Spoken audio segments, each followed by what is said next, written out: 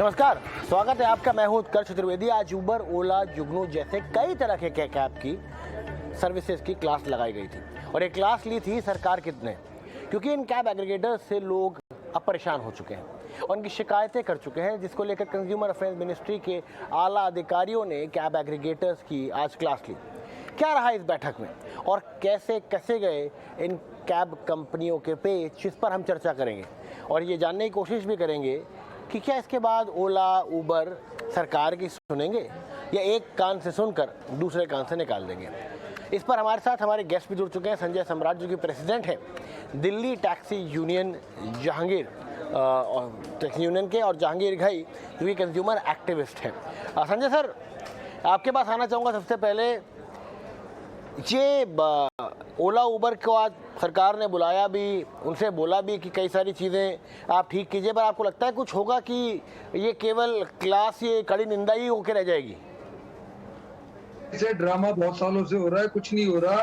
ओला, उबर की जहां तक हमारे को लगता है, ये हमारी इसकी पूरी संभावना है कि सरकारों की मिलीभगत इन प्राइवेट कंपनियों से है।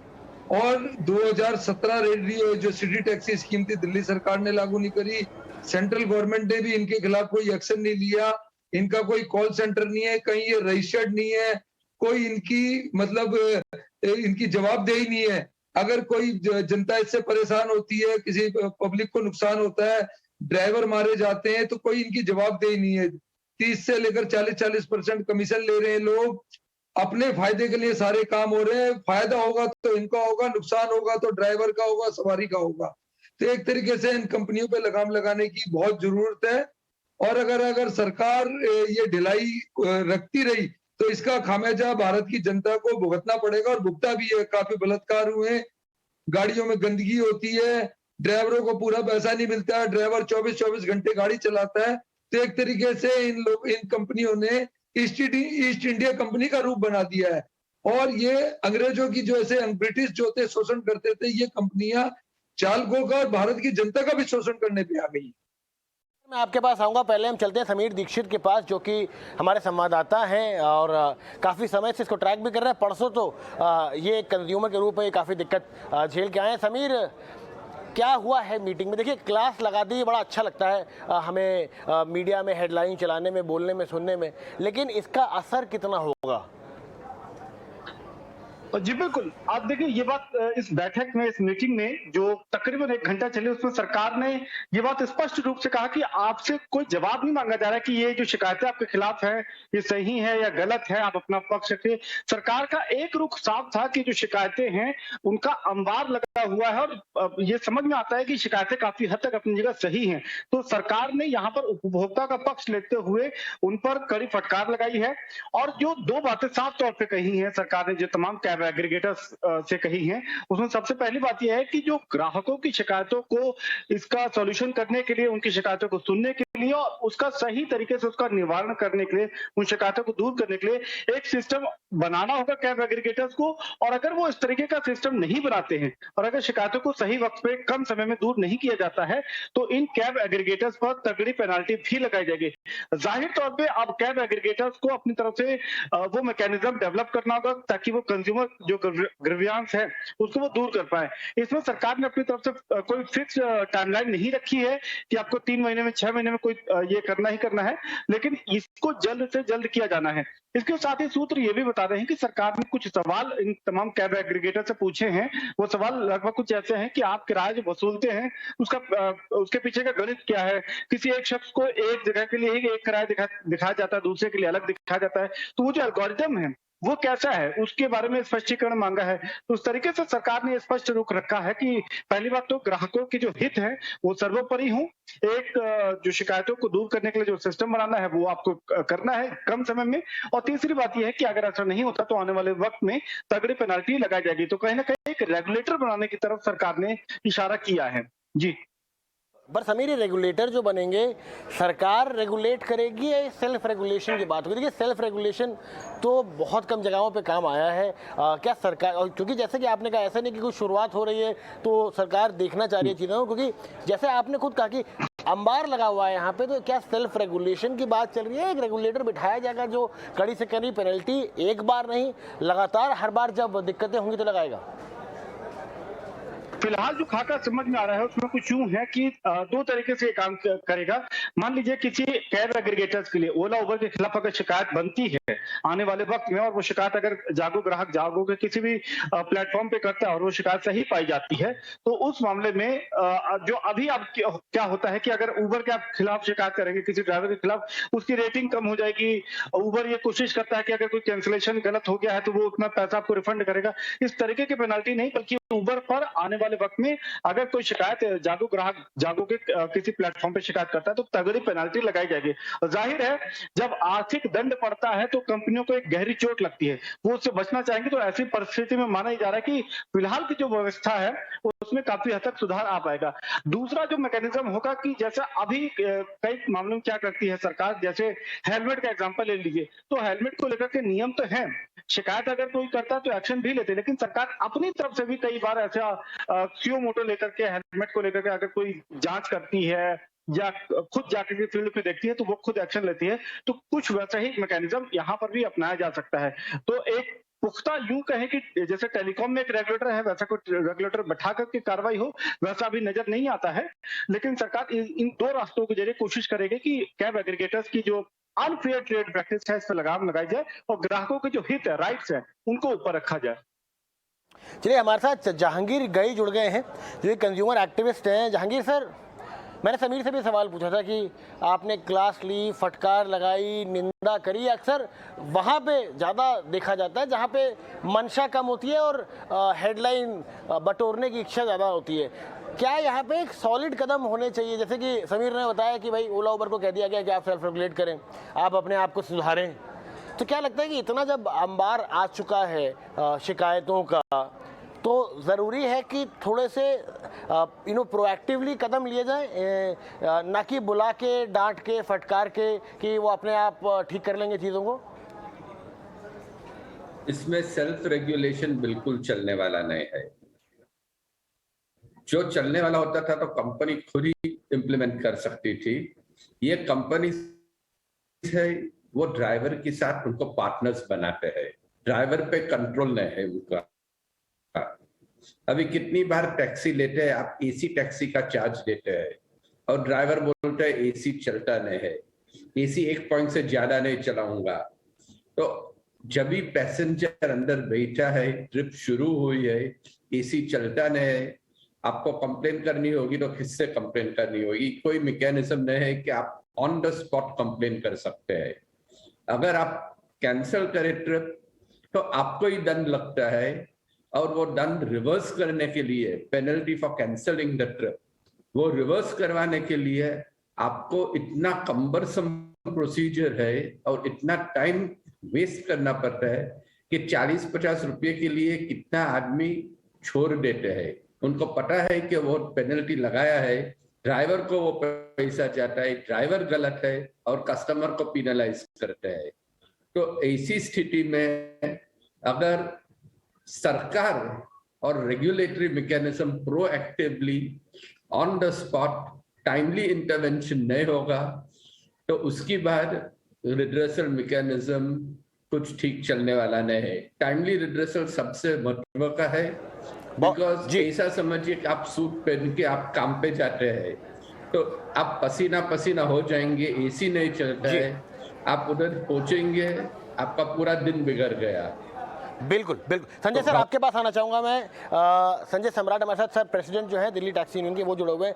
संजय सर, आप तो कह रहे हैं कि ओला उबर के साथ दिक्कत है, लेकिन ज़्यादातर कंप्लेंट्स तो ड्राइवरों के खिलाफ ज़्यादा आती हैं, और लोगों को शिकायत ये है कि ओला उबर जो है वो ड्राइवर के खिलाफ एक्शन नहीं लेता। अभी हमारी स्क्रीन पे भी चल रहा है, समीर दीक्षित हमारे साथ मौजूद है। परसों उनके साथ ये कहानी उन्होंने रिकॉर्ड कर लिया कि गाड़ी में बैठ गए हैं, ट्रिप चालू नहीं हुई है और वो मना कर रहे हैं हम कहीं भी नहीं जाएंगे। तो ये भी एक बहुत बड़ी दिक्कत है ना, कि एक तो ओला, दिक्कत ये है कि ड्राइवरों के खिलाफ जो कंप्लेंट्स आ रही हैं उसको ओला उबर कुछ कर नहीं रहा है उस पर। सर देखो, दोनों तरफ से गलतियां हैं। कंपनी की ज्यादा गलती है, ड्राइवर तो मजबूरी में जो कुछ कर रहे हैं, ड्राइवर मजबूरी में कर रहे हैं।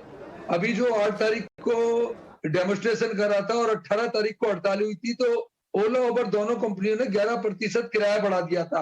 अब आप ये लगाओ कि सीएनजी 72 रुपए किलो हो गई है, तो इनको दिल्ली सरकार को सब्सिडी देनी चाहिए। जब ये दारू पे सब्सिडी देते हैं, टीटीसी बस पे सब्सिडी देते हैं, पानी पे, बिजली पे इनको सब्सिडी देनी चाहिए।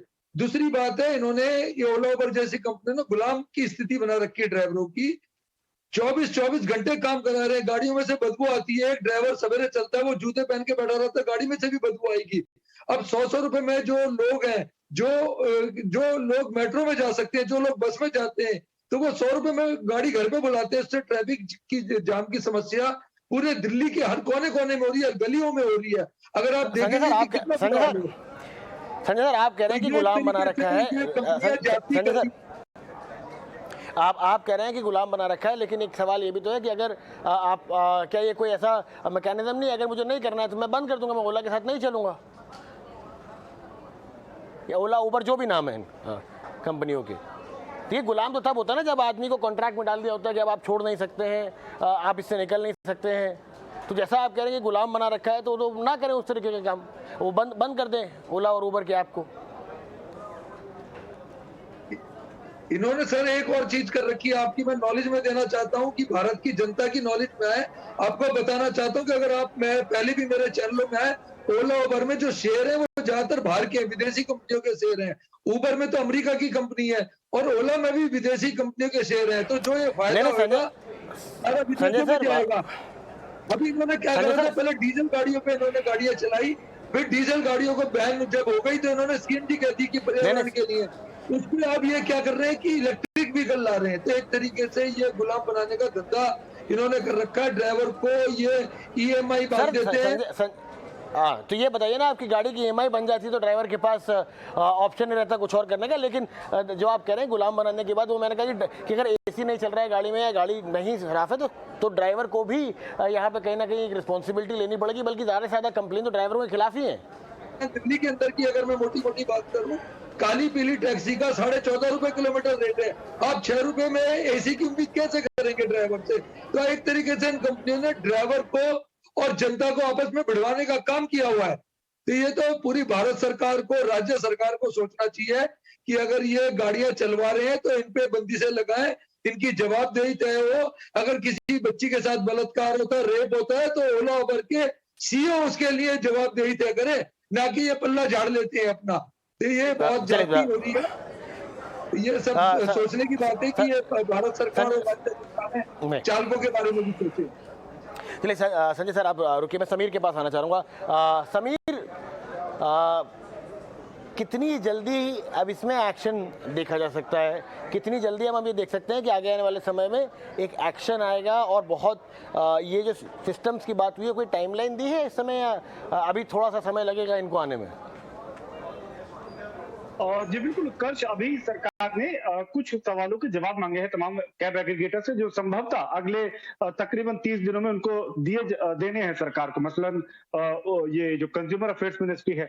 लेकिन देखिए उत्कर्ष, एक चीज मैं आपका ध्यान देना चाहूंगा। देखिए जो कंसेप्ट है ये जो कैब एग्रीगेटर्स का, वो कंसेप्ट में बुराई नहीं है। कंसेप्ट ये है कि आप अपने मोबाइल के जरिए टैक्सी मंगा सकते हैं और आप अपने किसी भी जो मंजिल है वहां जाना चाहें आप जा सकते हैं। कंसेप्ट में बुराई नहीं है। दिक्कत कहाँ ये आती है कि जब किसी की जवाबदेही नहीं होती है। मसलन कि जो ड्राइवर है, जैसा अभी आप लगातार देख रहे हैं कि ड्राइवरों को जब शिकायत होती है तो ड्राइवर की रेटिंग कम हो जाना, या अगर कैंसिलेशन जैसे मसलों पर कुछ जो कैंसिलेशन 50-60 रुपए जो इसके कंज्यूमर के बनते हैं वो कंपनियां रिवर्स कर देती हैं, ओला उबर।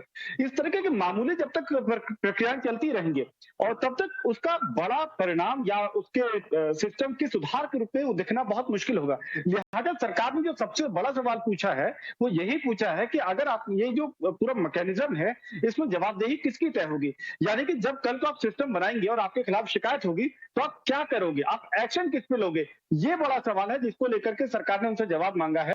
और सरकार ये खुद देखेगी, खुद मॉनिटर भी करेगी कि जो ये कंज्यूमर ग्रीवियंस रिड्रेसल मैकेनिज्म बनाया जाएगा इसको आखिर मॉनिटर कौन करेगा। ये एक अहम बात है, क्योंकि आपको बता दें कि जहां तक इसमें ज्यादातर जो ड्राइवरों की शिकायतें आती हैं तो ड्राइवरों के ऊपर जो अभी आप उनका रवैया देखते हैं वो इसलिए बड़ा मनमाना सा लगता है क्योंकि उनको पता है कि वो शिकायत ज्यादा से ज्यादा कहाँ जाएगी, कंपनी जाएगी। कंपनी पहली बात तो जो अधिकतर उपभोक्ता है वो किसी झंझट में नहीं पड़ा जाता। वो कौन अपनी इतनी देर माथापच्ची करे कि शिकायत करे और फिर उसके बाद जाकर के एक ड्राइवर के एक रेटिंग कम कराए। तो इसलिए यहाँ पर किसकी जवाबदेही होगी, उसी को लेकर के सबसे बड़ा लगातार सरकार के बीच में और इन कैब एग्रीगेटर्स के बीच में क्लैश चल रहा है, क्योंकि कंपनियां नहीं चाहती हैं कि उन पर कोई आंच आए, उनके ऊपर कोई सवाल बने, तो वो पूरा का पूरा ठीकरा कोशिश करती है कि ड्राइवरों के सर पे जाए। जबकि यहाँ पे सरकार की कोशिश ये है कि ड्राइवर के साथ साथ कंपनियां भी उतनी ही जिम्मेदार बने, और यही वजह है कि जो जवाब मांगा गया उसमें इस बात का देखा जाएगा कि इसमें कितनी क्लैरिटी ये कैब एग्रीगेटर्स लेकर के आते हैं। जी उत्कर्ष। जी जागीर सर, आपसे आखिरी सवाल लेना चाहूँगा, क्लोजिंग कमेंट्स होंगे, थोड़े ब्रीफ रखें अगर आप, तो कि ड्राइवर की रिस्पॉन्सिबिलिटी बांधना कितनी ज़रूरी है, कंपनी की रिस्पॉन्सिबिलिटी बांधना कितनी ज़रूरी है, पेनल्टी मैकेनिज्म्स, और मोस्ट इंपॉर्टेंटली कोई नंबर तो हो जहाँ पे आदमी जाके बात कर सके कि ये मेरी दिक्कत हो रही है मुझे इस समय। क्योंकि अभी तो अगर आपको कहीं कोई दिक्कत नहीं तो आप वो व्हाट्सएप मैसेज कीजिए, एक रोबोट आपको जवाब देता है। बराबर। तो इसके लिए कंपनी को तो जवाबदारी है ही, लेकिन कंपनी जब उनकी जवाबदारी नहीं लेती है और कस्टमर को छोड़ देते हैं, जैसे कि सुबह ऐसा समझो कि 50 रुपया फेयर होता होगा काली पीली में, ओला उबेर में उसका 140 हो जाता है, और पीक आवर्स में सर्च प्राइसिंग करके 300 रुपया भी लगा देते हैं। तो उनकी जो ये मनमानी है, आर्बिट्ररीली चार्ज करते हैं लेकिन कोई भी रिस्पॉन्सिबिलिटी नहीं लेते हैं। तो इसके लिए एक सरकारी रेगुलेटरी अथॉरिटी जो प्रोएक्टिव होगी और इन रियल टाइम मॉनिटर करेगी while the passenger is in the vehicle, वो का शिकायत कर सकते हैं, उनका रिड्रेसल हो सकता है, तो ही कंपनी जवाबदारी उठानी पड़ेगी, उनकी फर्ज होगी, नहीं तो कंपनी पीनलाइज होने बिना ये मामला इम्प्रूवमेंट नहीं होगा इस मामले में। बहुत बहुत शुक्रिया जहांगीर साहब, बहुत बहुत शुक्रिया कंपनी संजय जी, बहुत बहुत शुक्रिया संजय सर, बहुत बहुत शुक्रिया जहांगीर जी और समीर हमारे साथ जुड़ने के लिए, हमें सारी जानकारी देने के लिए।